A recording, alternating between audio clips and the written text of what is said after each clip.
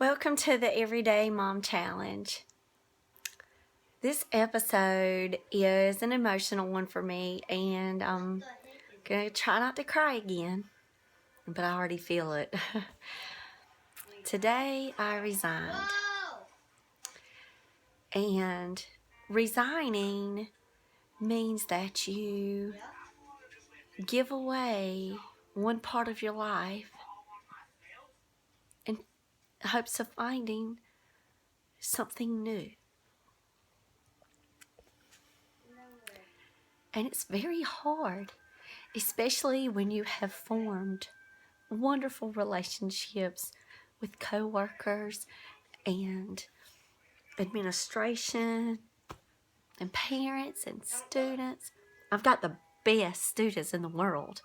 Like, there's nowhere else in the world like the place that I teach. And I truly believe that. I've been to quite a few different schools, and when I found my way back there, after graduating and coming back to teach there, I realized why people kind of stayed. Because the kids there are so awesome. And they are just reaching out for love and knowledge and understanding. So, since I've been back to work since 2012, that's been my home away from home. But today I had to resign. Because yesterday, the new school system where I'm going to be working, they were actually working yesterday and today at the board, and I received the call that said that my new job had been officially approved. And I was excited and nervous and happy and sad, all wrapped in to the same emotion. And you know I'm a tender-hearted person anyway, so I wanted to cry a little yesterday, but I didn't. I said, oh, well, new day, new start. And today, new haircut, and resignation letter went out. And then it, really hit me that God has places for me to go. When I went out, started seeking a new job, I actually was applying for jobs in August before the school year even began, because I was ready to move closer and to be near my husband. And we were dating then, and I wanted to be closer to him. Even then, things were falling through. My certifications weren't working, even though I have a ton of them. And a lot of years experience. Just seemed like things weren't working. And I was like, okay, God, I'm going to be patient.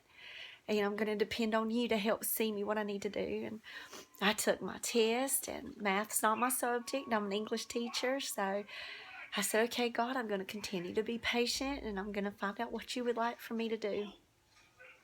So when the next round of interviews started coming for the spring semester, I said, okay, God, let it be your will.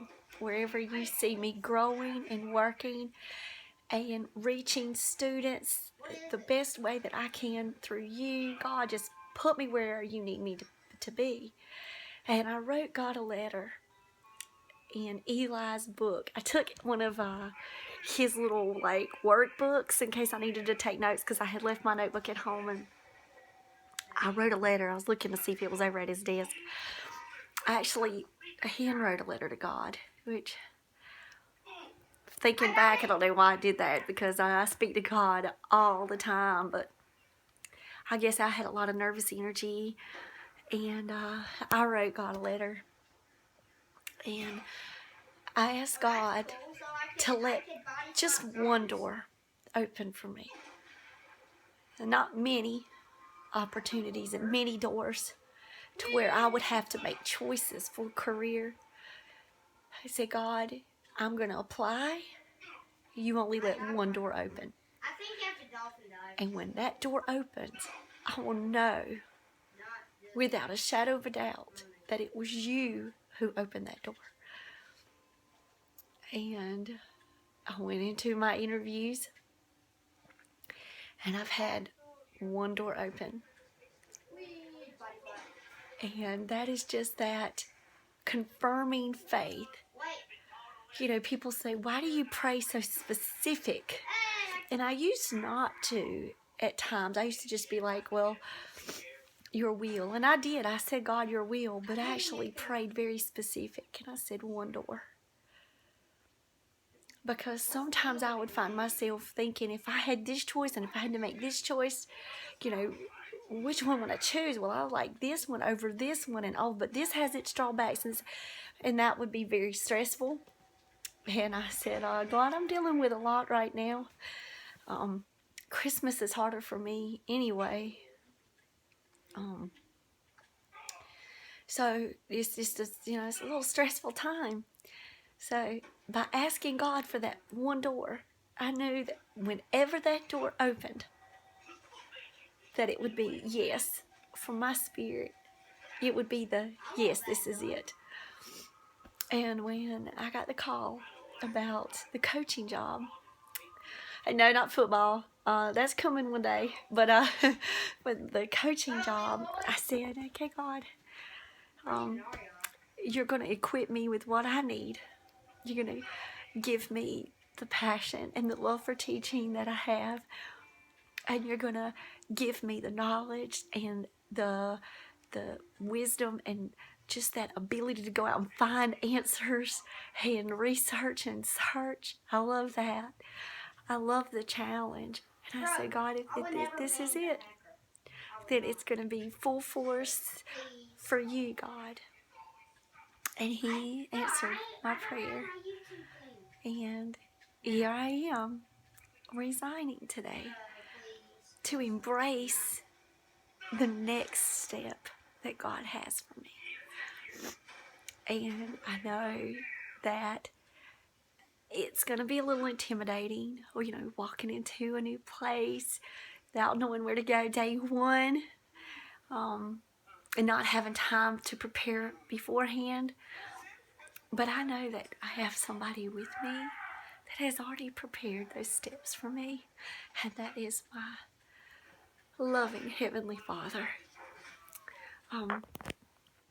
I turned today in the Bible as I was praying before the video, and I wanted to read this to you.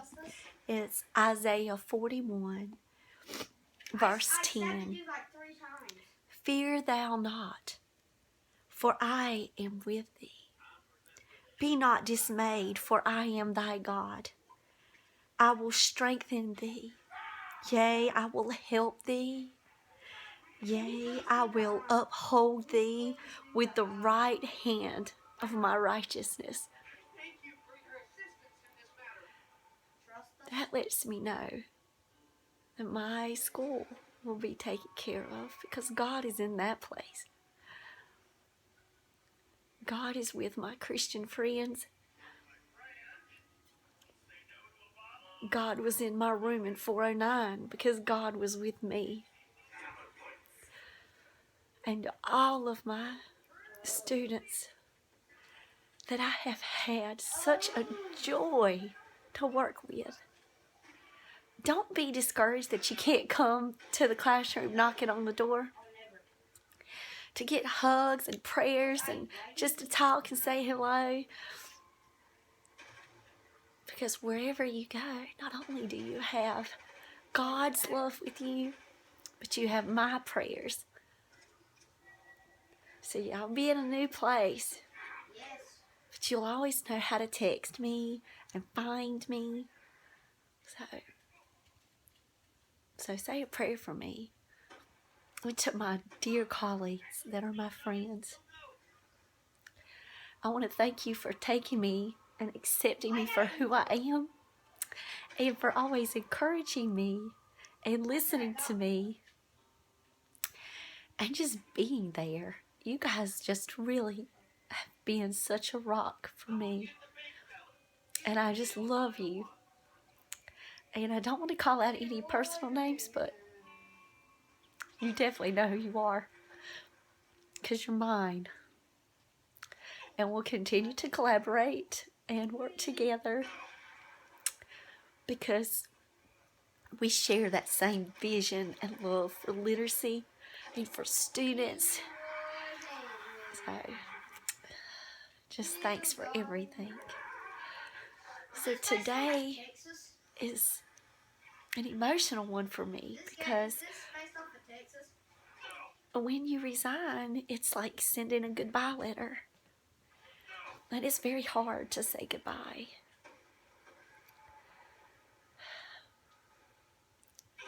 But I'm just very blessed and thankful for all the people that God has always put in my path, positive and negative, how I've learned, how I've grown as a professional and as a woman. So, when you resign, if you shed these tears like me, you might just be having a party to celebrate your resignation. But think of it with a peaceful, reassuring, calming hope that what God has planned for you is even greater than you could have even thought and imagined for yourself. And that's what's happening to me. I would have never thought in a million years I would be living in this county, working here, doing this job. God having me do this job. But here I am. And it's very awe-inspiring for me because I know where I started. And I know where God can take a heart and a person and put them where they need to be. And that's exactly what God did for me. So I hope that you guys have a wonderful day. And yes, I'm going to make a Christmas video tomorrow where I'm not going to be crying, hopefully, unless I start talking about my parents. So I'm going to try my best, try to steer away maybe from that a little bit, so I don't just cry every video from here through the holidays. But just pray for me as I embark on this new journey that God has me on, and I'll be praying for you. There is a song that has been playing in my mind, and I have been singing it other than the dun, dun, dun, dun, dun, dun, dun, all the commercials we've been driving Eli crazy.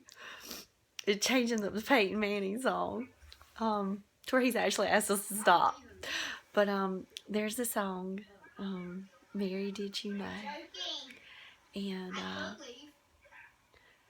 I've been singing that one over and over and over in my head. So I'm going to leave you with that one for the song of the day. So, love you guys. Bye.